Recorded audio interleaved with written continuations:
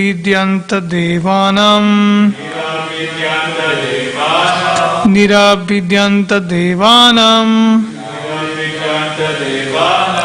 Tani me gadata shrinu Tani me gadata shrinu Atha tasya bhitapatasya Kathidayatananiha Niravidyanta Devanam Tani me gadata shrinu.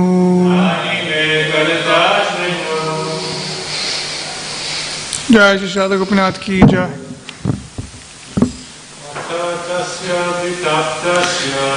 Atatasya bitapasya Kathidayatananiha Niravidyanta Devanam Tani me gadata shrinu.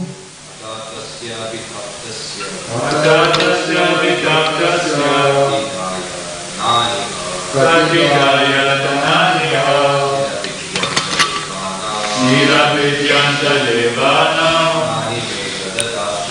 Tani me gadata shrinu. Atatasya vitaptasya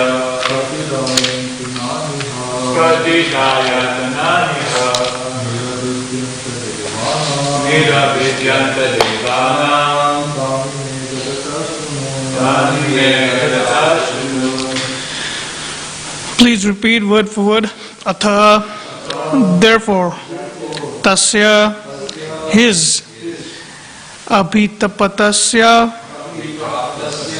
in term of his contemplation, katidha, how many, ayatanani, embodiments, ha, there were, niravidyanta, by separated parts, Devanam, of the demigods, Tani, all those, Me Gadataha, described by me, Shrinu, just here. Translation and purport by His Divine Grace, A.C. Bhaktivedanta Swami Srila Prabhupada, Srila Prabhupada ki jai. Translation. Maitreya said, you may now hear from me how the Supreme Lord separated himself into the diverse forms of the demigods after the manifestation of the gigantic universal form. Purport. The demigods are separated parts and parcels of the Supreme Lord, as are all other living entities. The only difference between the demigods and the ordinary living entities is that when the living entities are rich in pious acts of devotional service to the Lord, and when their desire to lord it over the material energy has vanished, they are promoted to the posts of demigods who are entrusted by the Lord with executing the management of the universal affairs. Om Jnana-timirandasya Jnananjana Shalakaya Chakshurun Militam Yena Tasmai Shri Gurve Namaha. Jai Shri Krishna Chaitanya Prabhu Nityananda Shri Advaita Gadadhara Shivasadi Gaura Bhakta Vrinda.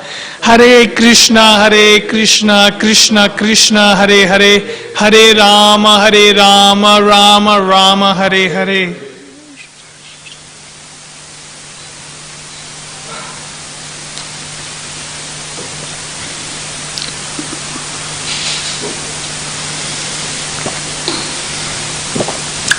Hare Krishna. So, welcome to the Sunday morning Bhagavatam class. As we know, this chapter is reached where the demigods have been described. Now, Maitreya Muni will be describing how the demigods have appeared from different parts of the Supreme Lord. So, as we all know, Agni, Varuna and many other demigods will be described in the coming next verses of how they have appeared Ashwini Kumaras, and many other demigods. So this is a detailed description of the demigod origin, and Prabhupada very clearly mentions in the purport that both the demigods and the living entities, a short purport, so it's not too detailed, but we try to touch the subject of worship and demigod worship, and why is Krishna Bhakti better than worshipping demigods. So we know that Prabhupada's mentioned here that the demigods are pretty much the ordinary living entities that in the beginning were fallen down, but because of their good pious credit or performance of devotional service, they were able to reach to a higher status, to be the trusted associates of the Lord, to run this material universe. So when, like for example, even in a mundane company, we can see, there's a chain of command, there is different levels. Then there's an employee, then there's a supervisor for the supervisor, then there is like senior management, then there is the CEO, then there are like the stakeholders or the shareholders, the committee. So there's a whole senior level of management, even in the mundane aspect we can see. To run a company smoothly, the divisions are created. It's not like, so it's similarly spiritually as well. We see that Krishna, because who is the supreme enjoyer? His only duty is to enjoy. That's Krishna's role. He only wants to enjoy. Nothing, has to deal with the day-to-day mundane affairs of this material world. That's why Krishna chooses some of his close associates or some of his people who are qualified, who have proven themselves to a point that they can run the administration of this whole material cosmos creation. Yeah? So this is what we hear, right? Even in Bhagavad Gita, Krishna very elaborately describes, how that demigods have been created by me, appointed by me, so they can worship me as well. And the demigod worship is, we see, in the West, there is not a big concept of demigod worship, but if you go to India and you go to the Vedic times, there is a lot of, like people who, so-called people who know the Shastra, you'll see them also follow demigod worship very intensely. In India, you can see that, easy to observe. But in the West, there's no such idea. Now it's getting there. There's impersonalism, there's Shiva Bhaktas, and there's many other different forms of worship happening outside in the West as well. But majorly we would find demigod worship something that starts or originates from India. So if you want to see the demigod worship, you can see there's many different forms of worship that people do. There's Ganesh, most common form of worship. In the south there is Kali and many other forms of worship. And then different parts of India, there's Durga that's worshipped in the Bengal side and northern side. So there's many different forms of worship that happens in India. But the point of that worship is usually always for material desires, to fulfill material desires or ask for material benedictions. I remember growing up, my mother or my father would take me to a temple, and I did not know what to do at the temple. I'm a little kid. I just see my parents, they fold their hands and ask for, please give my son better education. Please give my son a little more intelligence so he can get better results in his university.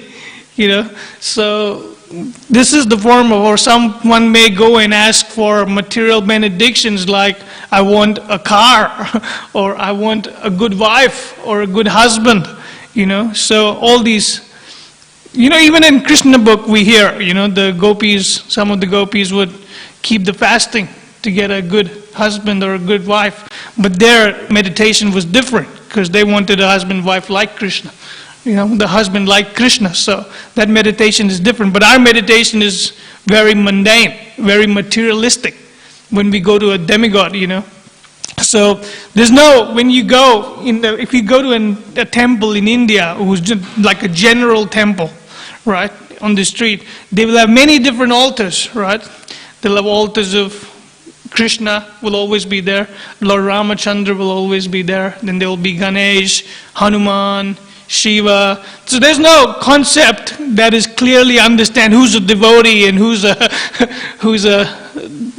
devotee of. So, we see there's altar of Hanuman, then there's altar of Lord Ramachandra side by side. So, so it's the shastrically, a person may get very lost and confused. Why is there so many people here? Who am I supposed to surrender or dedicate my life to? Should I do it to all of them? Which is, worshipping, they are great demigods, so there's nothing wrong with, respecting them or worshipping them. But Prabhupada, that's why Prabhupada has set up ISKCON society to be the worshippers of Krishna. Because just like in a mundane company, if you want to achieve success or if you want to have good contact, if you want to, for example, if you're a supplier, right, it's a Coca-Cola or some other company, right, and you want to be a part of that company very well, you want to know what goes inside that company. The best thing to do is to speak to the CEO, who is the main person in charge. You can go through different levels. You can go through an employee, go to some other employee, go to a supervisor, but they will not be able to give you more information about the company to the fullest that a CEO or person who's in charge can.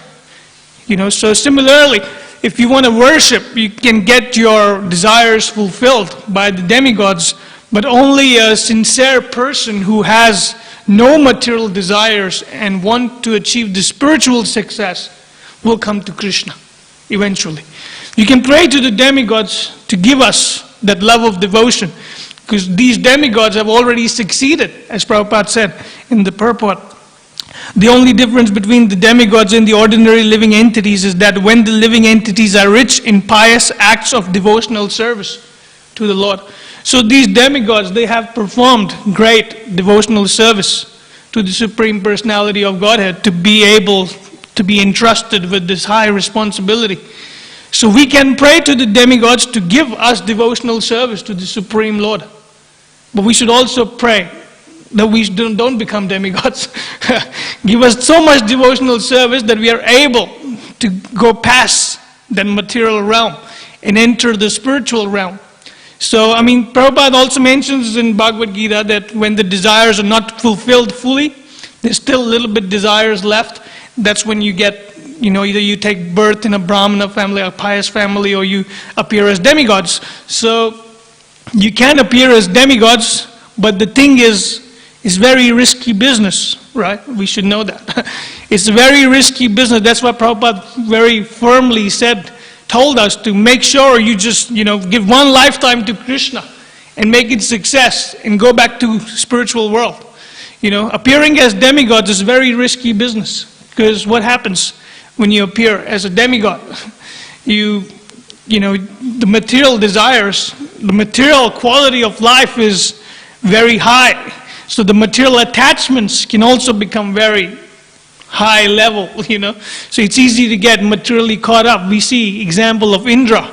Most of the time in Bhagavatam, he's the most common example that will come of attachments, of material attachments. And even though they are free from, like Prabhupada says, that they are promoted to the post of demigods who are entrusted by the Lord with executing the management of the universal affairs.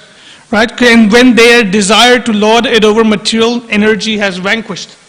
So, but we hear from the stories of Indra that he still thinks he's the supreme most of the time. So that's the risk. After performing so much energy, so much hard work in devotional service, you appear as a demigod, and then there's always a risk for that false pride to be that I am the enjoyer and I am the controller of the universe. That is always there. And Prabhupada in Bhagavad Gita, Krishna explains that it's like a Ferris wheel. When you go up, what goes up must come down. So you have to start all over again, and try to build up that devotional service so you can achieve the highest spiritual realm. So there is a understanding, You can't, so there are many people that we meet, many devotees that are also quite dedicated bhaktas of incarnations of Krishna, right? Not just demigods, we'll see. Like Krishna Bhakti is like one of our main tradition, right, that we follow in Gaudiya Sampradaya. We worship other incarnations too, but Krishna is like the supreme, right? So we worship him, focused worship on Krishna, but we do understand the incarnation. There's many devotees of Lord Chaitanya, like who come from Bengal, they'd be like dedicated, sincere, I remember when I was in Eka Chakra Dham, so if you say, so you have to be very, very respectful even while singing. You have to probably say Jai Nityananda Ram at the end, because they usually do. So it's very beautiful how devoted and connected they are to that particular, form of that holy place, Lord Nityananda. So there's many, many devotees, like you'll see some, like for example in Chaitanya Leela we see Murari Gupta, he's very dedicated, sincere devotee. He's incarnation of Sri Hanuman. And he's very sincere in his devotion to Lord Ramachandra. There's no, there is no material or there's no any contamination in his worship to Lord Ramachandra. And Lord Chaitanya, because of course he's playing his role in performing pastime.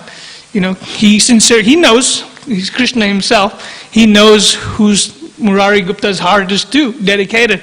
So we'll share some pastimes of Murari Gupta while we are on this subject. So there was a very beautiful time when Murari Gupta, because Murari Gupta was a student of Chandrasekhar Acharya, right? And he was a bit older to Lord Chaitanya.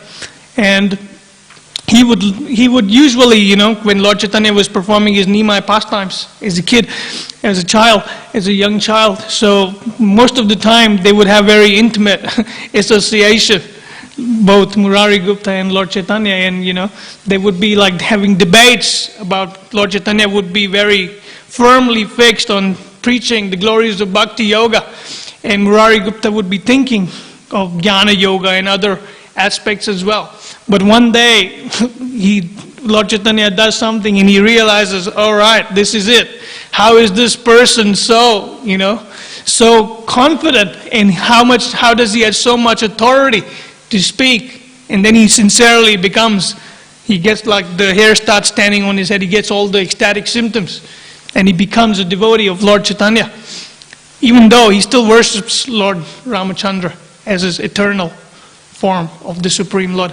So this is a very beautiful, interesting pastime when once Lord Chaitanya told Murari Gupta to, you shouldn't worship Lord Ramachandra.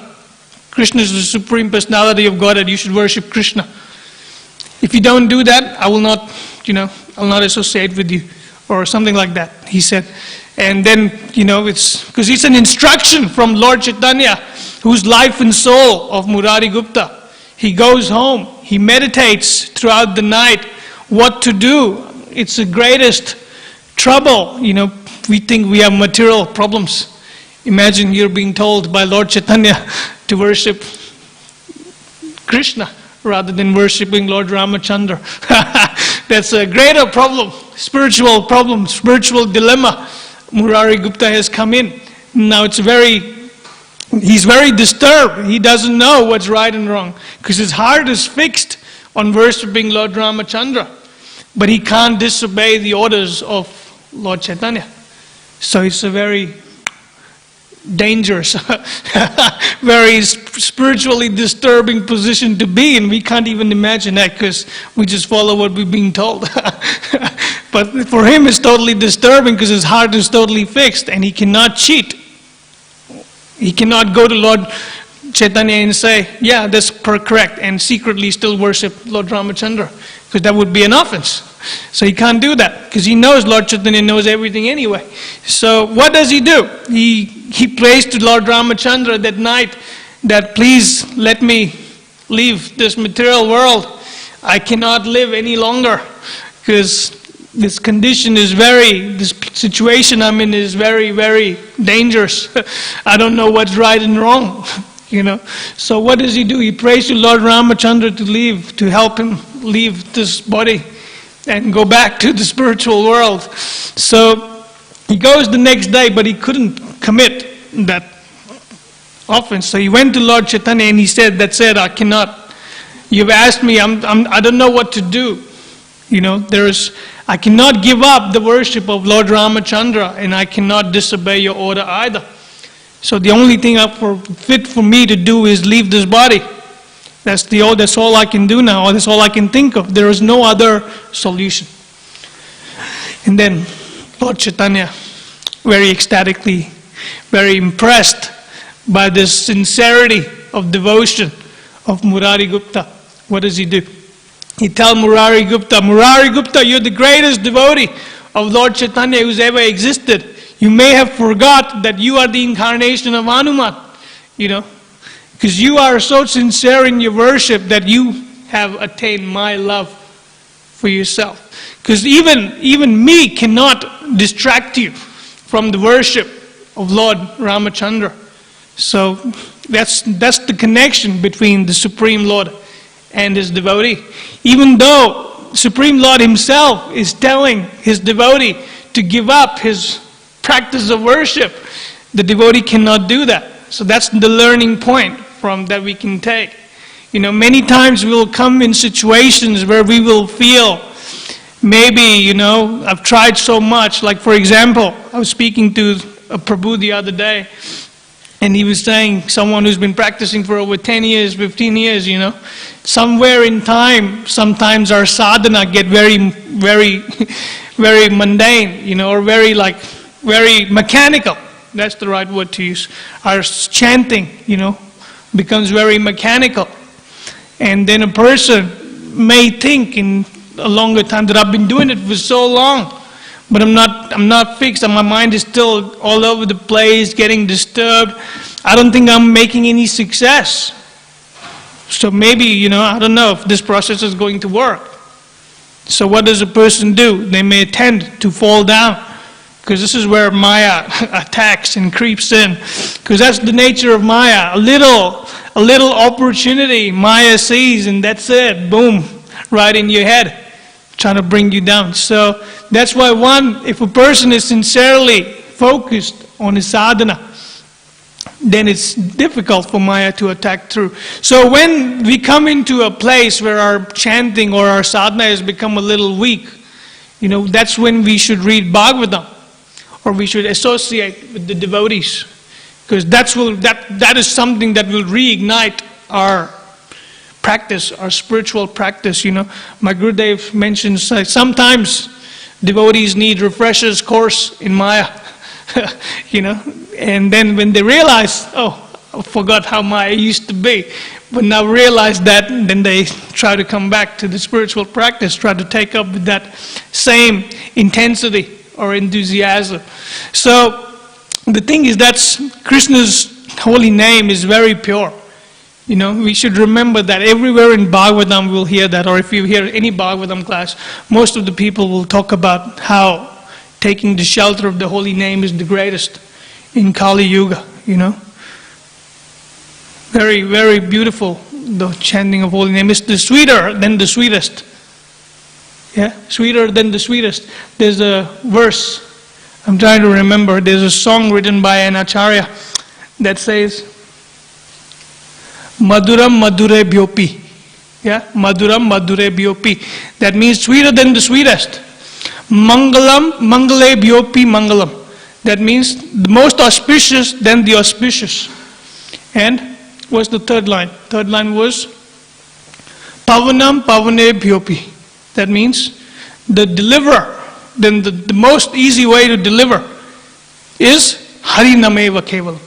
So the chanting of the holy name is the most sweetest than the sweetest, the most auspicious than the auspicious, and the best deliverer from any delivering activity that you can perform in the Vedic philosophy. So that's why we take shelter of the holy name, because it's sweeter than the sweetest.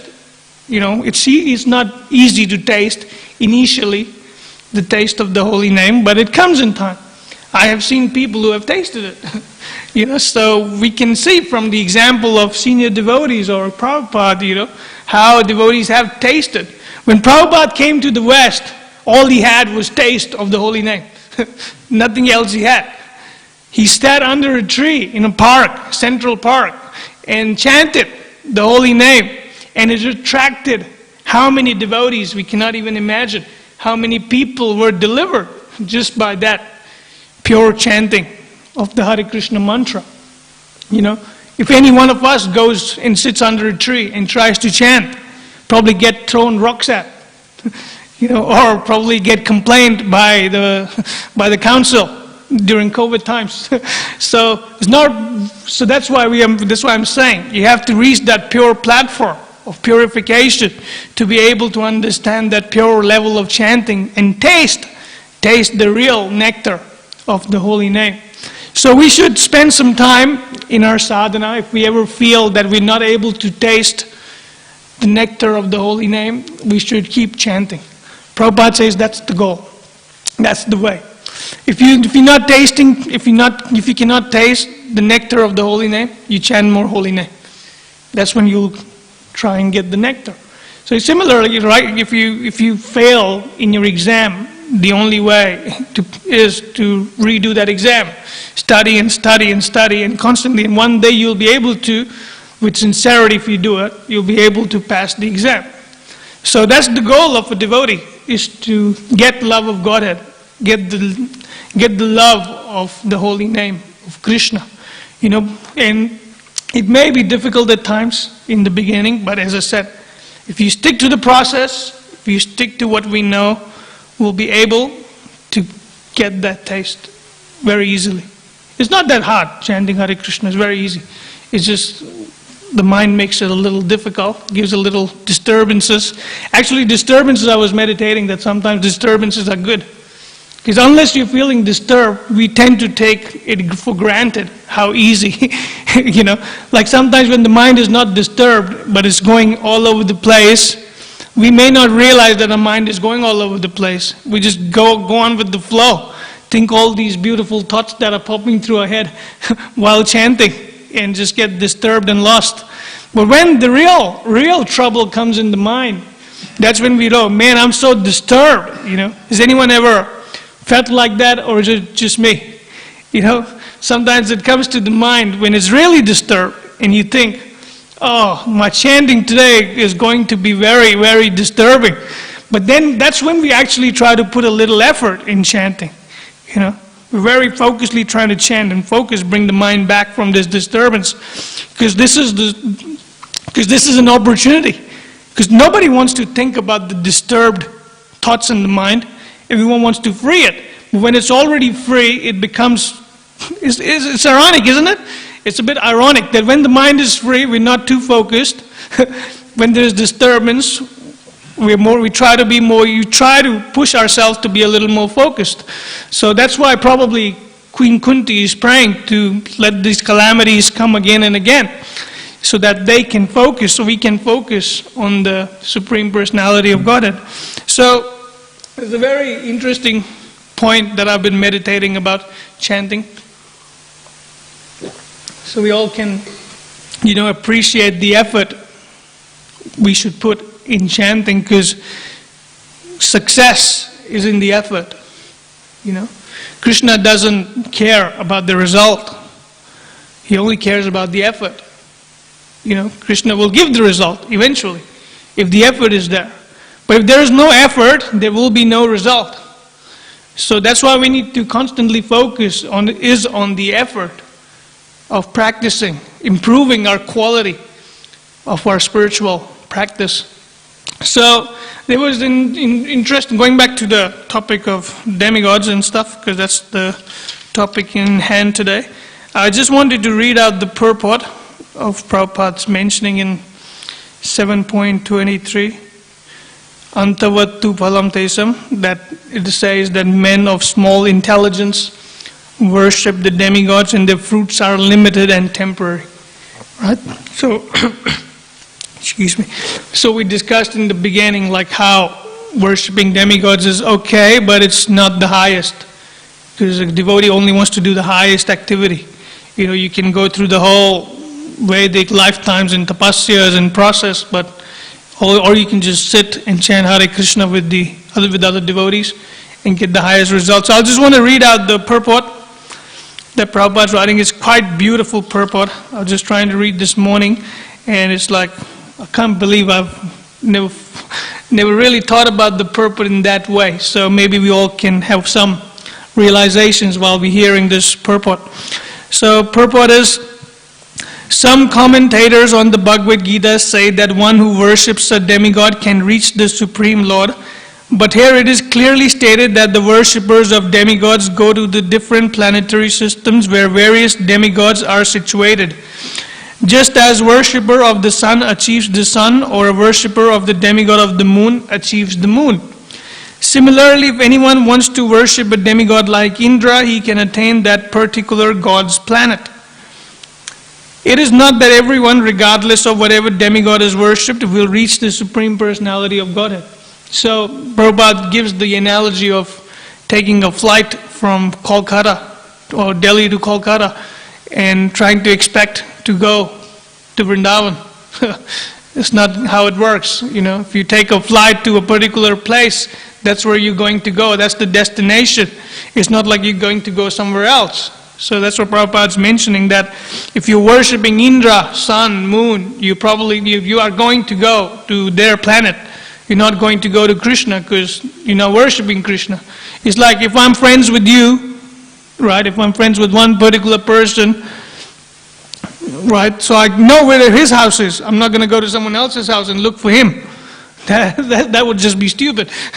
So that's not real. That's why Krishna is saying men of small intelligence. So direct. Krishna is telling Arjuna, men of small intelligence. If anyone who's a demigod worshipper will read this, he'll be like, oh, this is so offensive. Krishna is offending me. Can think like that. So, because they don't know the bhakti. The bhakti is hidden. Bhakti is the secret essence of understanding Krishna and understanding Bhagavad Gita. So one may easily get, all these, I don't know, I don't believe this book. I'll probably get some other translation of Bhagavad Gita, try to understand that. So it's easy to get distracted very easily. But that's why we come through the devotees to read these beautiful scriptures. That's why we have Bhaktivedanta purports, to clearly make us understand. I remember the first time I started reading Bhagavad Gita, I was so much misconceptions and ideas in our head, about Bhagavad Gita or Krishna. Bhaktivedanta purpose just smashed them nicely. And then you realize, wow, that actually makes more sense than I used to think.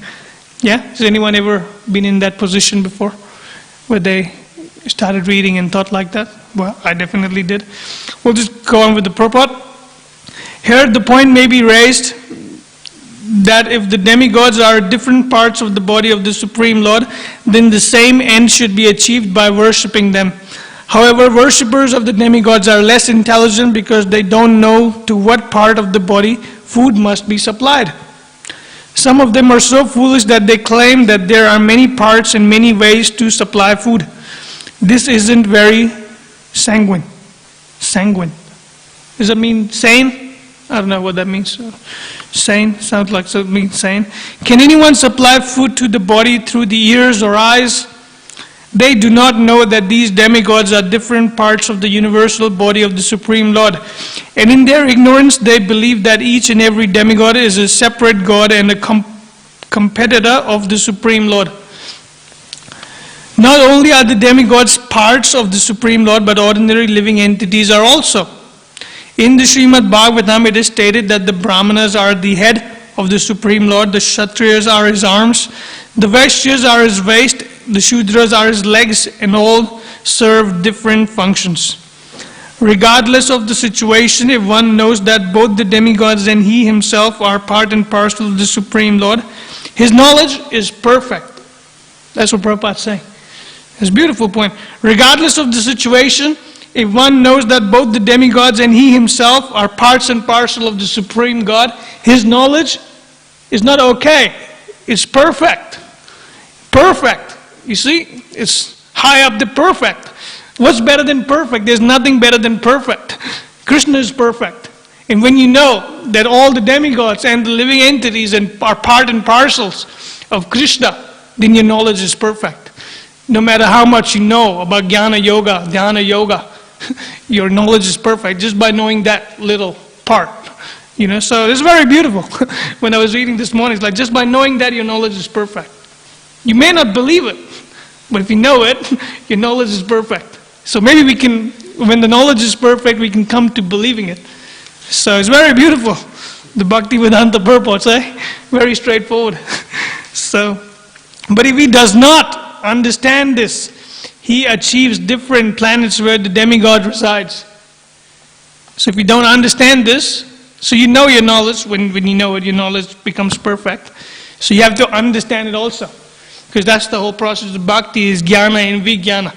Just by jnana, nothing's going to happen. You need the realization of that aspect as well. This is not the same destination the devotee reaches. So the result achieved by the demigod's benedictions are perishable, because within this material world, the planets, the demigods, and the worshippers are all perishable. Right? There's another verse in Bhagavad Gita that says, Abrahma bhuvana loka punaravartino arjuna. From the highest planet in the material world down to the lowest, all are places of misery, where repeated birth and death take place. So, as an intelligent devotee does not engage in worshipping the demigods, because it's all temporary and limited. Why would you want temporary when you can have the permanent, the eternal? So that's what a smart person should look for, right? He shouldn't look for temporary. He should look for the highest, the best quality. When you look for a mobile phone or a new mobile phone, or you look for a car or some other material things to buy, you don't look for something that is only going to last for 6 months. We don't look for a product that is only going to last us 2 months. We look for a product that's going to give us the highest, the most amount of pleasure, right? And then we go in, buy and purchase, click the deliver button, on our iPads or iPhones. So this is, if we do that in the material consciousness, why can't we do it with the spiritual thing? Why focus on the temporary when you can focus on the permanent, that is the worship of the Supreme Lord Krishna? Therefore, it is clearly stated in this verse that all results achieved by the worshipping demigods are perishable, and therefore such worship is performed by the less intelligent living entity. Because the pure devotee engaged in Krishna consciousness and devotional service of the Supreme Lord achieves eternal blissful existence that is full of knowledge, his achievements and those of the common worshipper of the demigods are different. The Supreme Lord is unlimited. His favor is unlimited. This is the most beautiful line you'll hear today, all day. I can guarantee you that. The Supreme Lord is unlimited. His favor is unlimited. His mercy is unlimited. Therefore, the mercy of the Supreme Lord upon his pure devotees is unlimited. Right? Supreme Lord is unlimited, so everything he does is also unlimited. So there's an unlimited amount of mercy that can be given. When Lord Chaitanya appeared, he gave unlimited amount of mercy. There was no question that Lord Chaitanya would not give mercy to anyone. Everyone got the mercy. People who just by seeing Lord Chaitanya dance or perform his Sankirtan pastimes were delivered just by looking Lord Chaitanya, right? There's many pastimes we hear in Chaitanya Bhagavad or, CC. Just by looking Lord Chaitanya, many people were just delivered. They got the love of Godhead, son of King Prataparudra. I hope I said this name right today. He was delivered, the son was just delivered just by Lord Chaitanya's mercy. Oh, he looks like Krishna. There you go, you're delivered. You become a pure devotee. So that's when Krishna appears in his most merciful Mahavadanyaya incarnation to deliver the whole world. But what does he do? What is the tool of that delivering the whole world? Is chanting of the Hare Krishna mantra. So we should always remember that. The Hare Krishna mantra is the life and soul. Chanting is the life and soul of a devotee who wants to be delivered. So I'll end the class here. Take some realizations or questions or corrections. If there's anyone who would like to add in? Yes, Prabhu. So we're talking in the class. We're talking about go along with the mind and everything like that. So that kind of autopilot kind of Yeah, so, I mean, I'm sure you know the answer already. So it's very, very, Prabhupada is, as I was saying, Prabhupada says the only way is to keep on chanting. Just, the whole point is just don't give up chanting. If you feel it's mechanical, speak to your senior devotees. Do chanting, what I have felt, what I have seen devotees do, or what I have been suggested. The day it becomes, you feel it's becoming mechanical, first of all you need to know that your chanting is becoming mechanical. That's the first level of self-realization, to know something that you're doing wrong. So as soon as you've done that, you've already made a little success in improving your chanting of the holy name. Like I was hearing Vaisheshika Prabhu, right? He was giving a class and he was mentioning this beautiful point. I remember I showed you. It was a beautiful point. Like if you have fallen back, just start step by step. Just address the problem step by step. You don't feel like chanting, your chanting is mechanical, or you don't feel like chanting at all. Just start by chanting one mantra. Just go one step by step. Don't focus on the 16 rounds that I have to chant. Just focus on that one mantra that I have to chant, the Hare Krishna mantra. Don't focus, I have thousands of mantras to chant. Just focus that one mantra that I have to chant. If that's too much for you to do, that's what Vaisheshika Prabhu says, right? If that's too much for you to do, then just start by holding your bead bag. Just start by holding the beads. If that's too much, just start by finding where the bead bag is. Just start somewhere. Just start step by step. And then you will feel that love coming back of chanting. If you do take it slowly, just don't pressure yourself that there's too much service to do, too much, I can't put my rounds together, so I'll just do whatever. Because that's not the right attitude to perform. Prabhupada, once devotees were not chanting because there was too much service. We think we have too much service most of the time, right? Imagine when they were setting up big temples, building everything, the deities were being installed in this great, beautiful time of Krishna consciousness. We talk, we have service. Imagine the amount of service the early founders of ISKCON had. So, it's easy to complain. It's easy to think. The nature of the mind is to complain. So imagine, and most of the devotees were so busy throughout the day, no break, just doing service all day. And some devotees were falling behind their chanting. And then what did Prabhupada say? The first thing Prabhupada said was, close down the temple. I don't want any temples or anything else if devotees are not chanting their rounds, right? So that's how important chanting is. So if you want to reignite that flame, if you know it's become mechanical, you should associate with people who have the taste of chanting Hare Krishna. I've seen devotees many times. When I've seen devotees, sincere devotees would do that. They will take all the action they can to get that love, that taste back. And there's many ways you can do it. There's books written by great acharyas of ISKCON, how you can get that chanting taste back, taste of the holy name. So we can, what I would suggest is to speak to your authority or speak to your spiritual master that I'm lacking behind on my sadhana, I feel mechanical, what should I do? You'll get better suggestions. So the best I can say is to associate and just try to be conscious of that it is becoming mechanical. Address the problem and then we can find the solution. Does that answer your question? Do you have something to add, Prabhu? So it's the Vaishnav bhajan. I told you, right? The name of the author of that bhajan. Yeah, I can send you this very beautiful bhajan. I think it's in one of the Vaishnav bhajan books as well. But it starts with Madhura, how did it go? Madhuram Madhure Bhyopi. Kevalastakam. So that's the name of the song. Kevalastakam. It talks about the glories of the holy name. It's a very beautiful bhajan. We can all look into that bhajan if we have time today. So anything else anyone has for discussion? All right, time's up. We'll stop here. Thank you for your attention. Grantra Srimad Bhagavatam ki jai. Jagat Guru Srila Prabhupada ki jai. Nitai Gaura Premanandi.